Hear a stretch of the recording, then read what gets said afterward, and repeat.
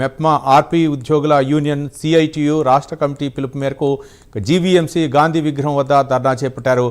ఆర్పీలపై పనిభారం ఒత్తిడి ఎక్కువగా ఉంటుందని, అంచేత పనిభారం తగ్గించాలని కోరారు. అదేవిధంగా విధి నిర్వహణలో చనిపోయిన ఆర్పీ విజయలక్ష్మి కుటుంబానికి నష్టపరిహారం చెల్లించాలని విజ్ఞప్తి చేశారు. ఇదే అంశంపై పూర్తి సమాచారం విశాఖ నుండి మా ప్రతినిధి నరసింహ అందిస్తారు.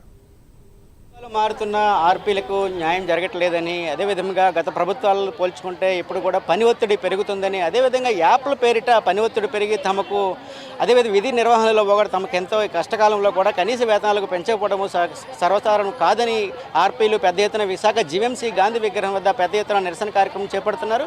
అదేవిధంగా రాష్ట్ర వ్యాప్తంగా చేపడుతున్న నిరసన కార్యక్రమంలో భాగంగా విశాఖ జీవీఎంసీ గాంధీ విగ్రహం వద్ద భారీ ఎత్తున ఆర్పీలు అయితే ఇక్కడ చేరుకొని నినాదాలు చేస్తున్న తెలుస్తుంది. 4 నెలల నుంచి వేతనాలు చెల్లించలేదని, అదే గ్రేడింగ్ విధానం రద్దు చేయాలని కోరుతూ అవసరమైన యాప్లను రద్దు చేసి పని భారం తగ్గించాలని కూడా వివిధ కారణాలతో ఆగినటువంటి విచారణ జరిపి వాటిని వెంటనే లాగిన్స్ ఇవ్వాలి. అదేవిధంగా ఎంపీ పాత పద్ధతిలోని కొనసాగించి ఆర్పీలకు వేతనం వ్యక్తిగత అకౌంట్లకు జమ చేయాలని కోరుతూ 2019 నుండి కూడా రిజిస్ట్రేషన్ అయినటువంటి ఆర్పీలకు లాగిన్స్ ఇవ్వాలని, అదేవిధంగా పాత పద్ధతిలోనే ఈ యొక్క నిర్వహణ కొనసాగించాలని, అదేవిధంగా మెప్మా ఆర్పీలకు కనీసము 26,000 వేతనం కొనసాగించి ఇవ్వాలని కోరుతూ ఇక్కడ భారీ ఎత్తున ఇక్కడ విశాఖ జీవీఎంసీ గాంధీ విగ్రహం వద్ద పెద్ద ఎత్తున నిరసన కార్యక్రమం అయితే చేపడుతున్న సంగతి నెలకొంది. ఏదేమైనా కూడా ప్రభుత్వాలు కూడా మారుతున్న కూడా తమకు న్యాయం చేయలేదంటూ ఇక్కడ స్థానికంగా ఉన్నటువంటి విశాఖ జీవీఎంసీ గాంధీ విగ్రహం వద్ద నిరసన కార్యక్రమం అయితే చేపడుతుంది. చెప్పండి, ప్రధానంగా ప్రభుత్వాలు మారుతున్నా కూడా మీకు ఇప్పుడు పని ఒత్తిడి పెరిగిందని కూడా ఇక్కడ మీ ప్రభుత్వం సంగతి నెలకొంది. అయితే ప్రధానంగా మీ డిమాండ్ చెప్పండి. ప్రభుత్వం ఎలక్షన్లో రాకముందు మాకు కడపలో ఏదైతే హామీ ఇచ్చారో జీతం 15,000 మీ వ్యక్తిగత ఖాతాకి వేస్తాము, అలాగే మీకు ఏ విధమైన పని ఒత్తిడి కూడా ఉండదు, సానుకూలంగా మీ వర్కులు మీరు చేసుకుంటారని ప్రభుత్వం హామీ ఇచ్చిందండి. కానీ ఇప్పుడు అనేక రకమైన యాప్లు పెట్టేసి మా ఆర్పీలకి ఒత్తిడి తెచ్చి చాలామంది టెన్షన్ పడి హార్ట్ అటాక్లు వచ్చి చనిపోవడం కూడా జరుగుతుందండి. మేము ప్రభుత్వాన్ని ఏం కోరుతున్నామంటే మాకు ఇప్పుడు ఉన్న ప్రస్తుతానికి ఇప్పుడు 8,000 జీతం ఇంటి అద్దెలే కట్టుకుంటామా, తిండే తింటామా, పిల్లల ఫీజులే కట్టుకుంటామా, ఏ విధమైన ఆ 8,000 ఉపయోగపడుతుందనేది ఒకసారి బాబు గారికి మా గోడు వినిపించాలని మేము ఇక్కడ మా ఆర్పీలంతా తెలియజేస్తున్నామండి. పోల్చుకుంటే ప్రధానంగా గత ప్రభుత్వ హయాంలోని పోల్చుకుంటే యాప్లు ఎక్కువయ్యాయి, మీకు పని ఒత్తిడి ఎక్కువైంది, అంటే పని చేయలేకపోతున్నామంటే ఆర్పీలు కూడా ఇక్కడ ప్రధానం చేర్చుకున్నారు. అయితే ఏ విధంగా చేస్తే దీన్ని మనం సక్రమంగా పని విధానంలో పెట్టుకోవచ్చు అంటారు? మాకు క్వాలిఫికేషన్ ఆర్పీకి 10th క్లాస్ అన్నారండి. 10th క్లాస్ అంటే ఇప్పుడు బీటెక్ వాళ్ళు ఎంటెక్ వాళ్ళు చేసిన వర్కులకి యాప్స్ అంటే తక్కువేం కాదు కదా, సాఫ్ట్వేర్ వాళ్ళు చేసే యాప్స్ అన్నీ మాకు ఇస్తున్నారు.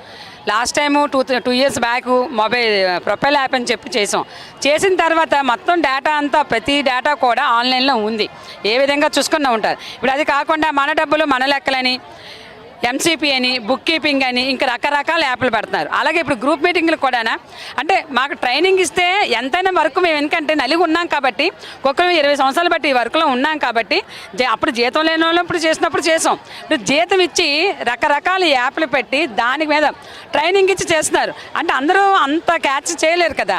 ఇప్పుడు మేము విశాఖపట్నం మొత్తం మీద 1000 చిల్లర ఆర్పీలు ఉన్నాం. 1000 మందిలోని కనీసం 50% మంది 10th క్లాస్ వరకు చదివారు. మిగతా వాళ్ళు ఎక్కువ మంది ఎక్కువ చదివిన వాళ్ళు ముందు చేసేస్తున్నారు. అందరికీ ఒకే ఇది కాదని చెప్పేసి అక్కడ వాళ్ళు టార్చర్ పెట్టడంతో ప్రతి ఆర్పీ కూడా అమ్మ వాళ్ళు చేసేస్తున్నారు మనం చేయలేదని టెన్షన్ పడి బీపీలు షుగర్లు లేని వాళ్ళకి కూడా ఇప్పుడు రప్పించుకోవాల్సి వచ్చింది. అనారోగ్యం అయిపోయింది. అనారోగ్యం ఉంటే మాకు ఫ్యామిలీని ఎవరు పోషిస్తారు సార్ మాకు? కాబట్టి మాకు పనిభారం తగ్గించాలని మేము కోరుతున్నాం. ప్లస్ ఏంటంటే ఈ వచ్చిన యాప్లు ఇప్పుడు మన డబ్బులు మన లెక్కలు అని చెప్పి ఒక యాప్ ఇచ్చారు. మాకు వేతనాలు మా అకౌంట్లోకి రావండి, మా ఇండివిజువల్ అకౌంట్లోకి అయితే రావు. మా ఎస్ఎల్ఎఫ్ అకౌంట్ అని చెప్పి ఆ అకౌంట్లోకి వస్తాయి. అవేంటంటే దానికి ఒక ప్రెసిడెంట్, సెక్రటరీ, ట్రెజరర్ అని వాళ్ళకి ఆ అకౌంట్లోని చెక్స్ అయితే ఉంటాయి. మేము వాళ్ళని కూర్చోబెట్టి మాట్లాడి అమ్మ మా అకౌంట్లోకి ఇంత శాలరీ వచ్చింది మీరు సంతకాలు పెట్టండి అని మేము వాళ్ళ చేత సంతకాలు తీసుకొని ఆ చెక్ తీసుకెళ్ళి బ్యాంకుకి ఇస్తేనే మా శాలరీ అనేది మేము తీసుకోవడానికి అవుతుంది. లేదు అని అంటే వాళ్ళు ఏమైనా ఇష్యూస్ ఉన్నాయనుకోండి వాళ్ళకి మాకును వాళ్ళు సంతకాలు కానీ పెట్టలేదు అని అంటే మా శాలరీ అయితే మాకు రాదు, అది కూడా అవుతుంది. దెన్ ఆ విషయంలోనే మేము అందుకని సరే మా ఇండివిజువల్ అకౌంట్లోకి మాకు అకౌంట్లోకి శాలరీ వెయ్యాలి అని మేము అడుగుతున్నాము. అది కాక అండి ఒకటి ఇప్పుడు యాప్లు అయితే ఇస్తున్నారు, యాప్ ఆన్లైన్ అని చెయ్యాలి అని అంటే నెట్ లేకుండా పని అవుతుందా చెప్పండి? ఆన్లైన్ చేయాలని నెట్ ఉండాలి కదా. ఆ నెట్కైనా సరే కనీసం 80 రోజులకి 1000 రూపాయలు అవుతుంది ఇప్పుడు జియోది. ఆ 80 రూపాయలకి 1000 రూపాయలైనా సరే మాకు ఇప్పుడు 4 నెలల బట్టి జీతాలు లేవు, వచ్చిన జీతమే తక్కువ.